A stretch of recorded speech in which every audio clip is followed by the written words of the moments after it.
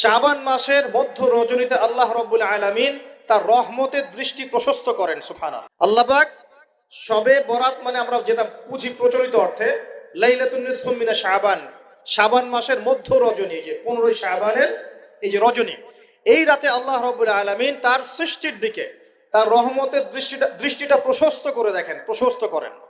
এবং ওয়াগফিরু লিজামিই খালকিহি, আল্লাহ পাক তার সমস্ত সৃষ্টিকে মাফ করে দেন। আল্লাহ পাক কি করেন? তার সমস্ত সৃষ্টিকে কি করেন? মাফ করে দেন। কথাটা ভালো করে বোঝেন। আল্লাহ পাক তার সমস্ত সৃষ্টিকে মাফ করে দেন, ইল্লা, তাদেরকে ব্যতীত।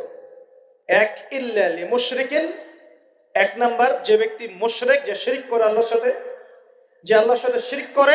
আর দুই, মুশাহিনিন, যে ব্যক্তি অন্তরে মানুষের সাথে বিদ্বেষ পোষণ করে, হিংসা বিদ্বেষ মনে